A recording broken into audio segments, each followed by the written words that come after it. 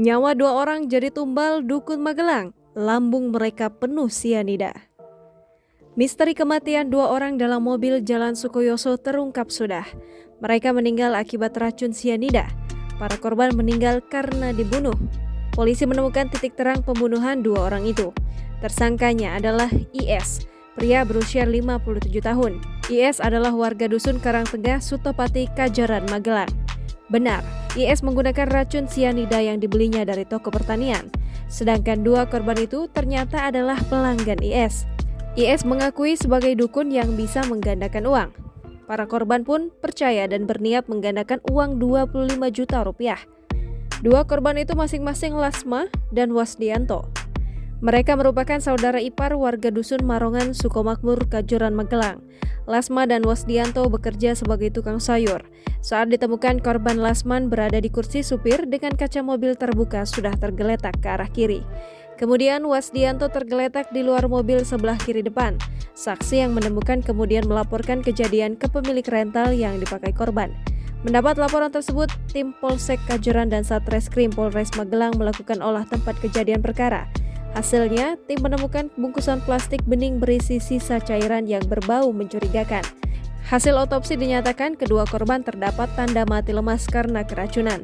Mengetahui hal itu, tim berkoordinasi dengan Bitlab 4 Polda Jateng untuk menguji temuan plastik bening dalam mobil.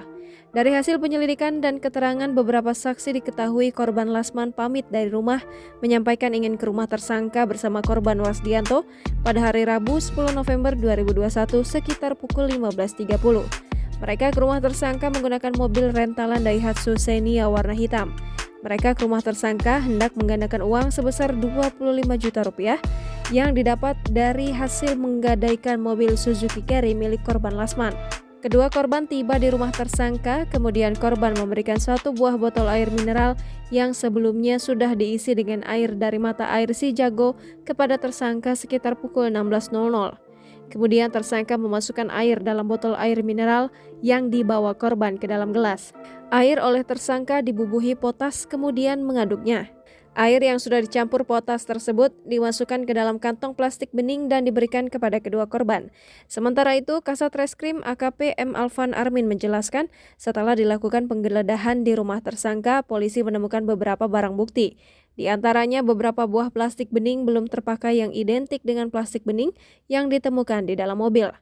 Ada pula uang 25 juta rupiah milik korban dan beberapa barang bukti lainnya.